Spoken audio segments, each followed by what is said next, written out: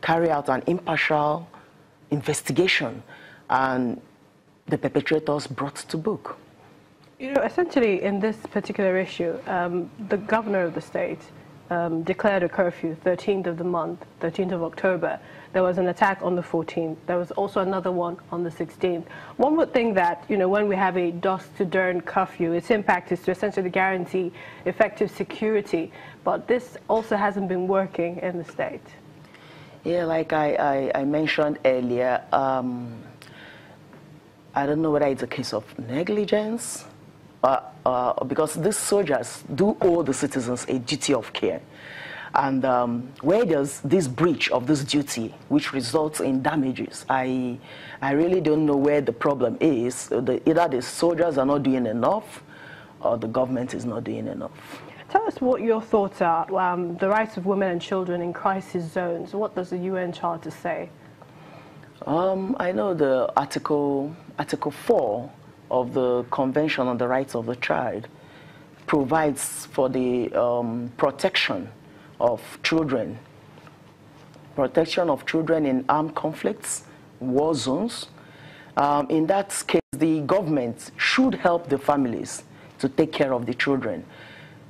This should be that the government should be able to adjust existing laws or even make new ones where need be.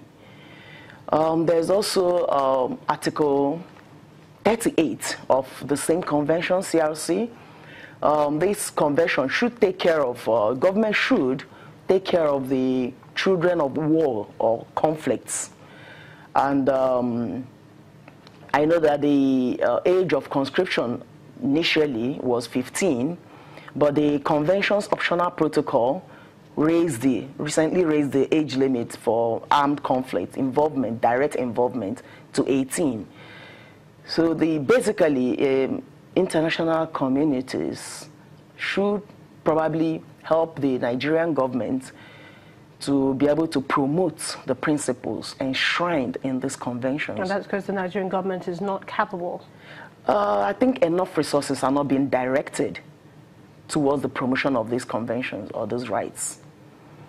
There is a socio-cultural organization, essentially a youth movement. They're saying that they're going to contact the National Human Rights Commission as well as the International Court of Justice at The Hague to protest the killing of the number of persons in Pt.2 state. What do you make of that move?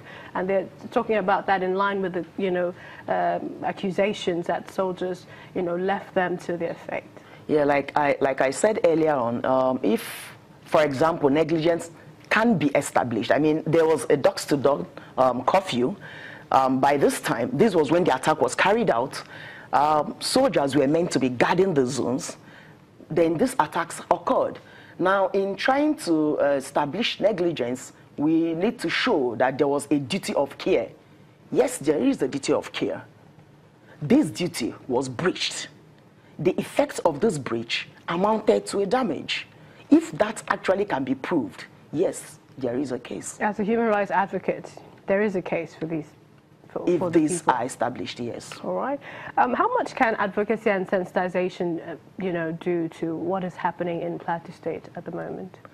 Well, the sensitization will help let the attackers know that women and children ought to be shielded and protected. The culture, customs, and religion build or design the image of a woman as the honor of a community. So disparaging this, the sexuality of women in this case affects, demean the entire community. So sensitization will go a long way in probably showing the attackers that the women ought to be protected. It will also teach the women to be security conscious, especially in crisis-prone areas. All right, I'd like to thank you so much, Mrs. Chinwell Noha, legal practitioner, human rights activist, for coming on the program. Thank you so much.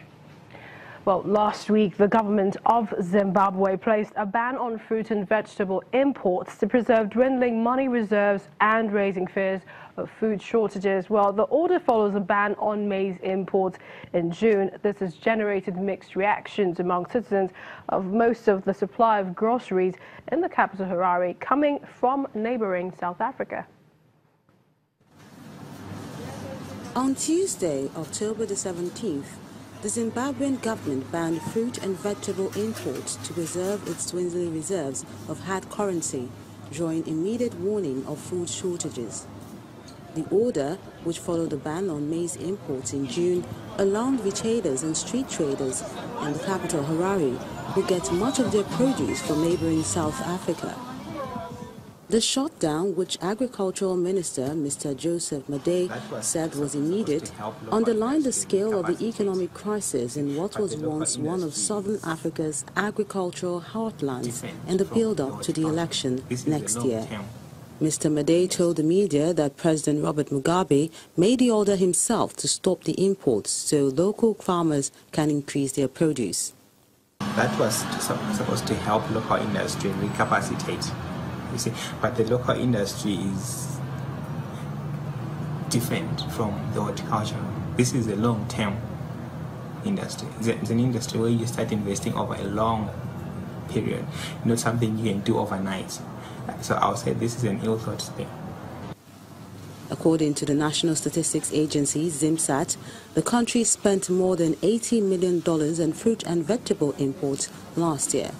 Many doubt Zimbabwe would be able to satisfy local demand by itself. But for street hawker Kennedy Makoni, the ban doesn't look good for his business. Inotikanganisa my fruits edu my apples because my apple atinotengesa izo South Africa. Kureva kuti my apple mazhinji emuno mutori mamaiva but it's not quality than South Africa. Ndo my apple anodewa na vanhu vazhinji.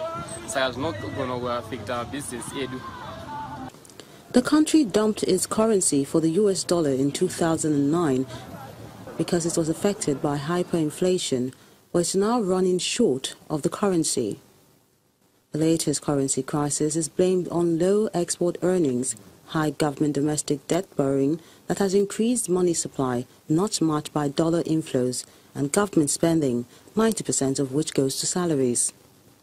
Commercial agriculture has not recovered from the plunge it took in 2000 when Mugabe seized land from the white farmers. Still to come on the program, Morocco's government seeks to revive its textile industry. That's in a moment.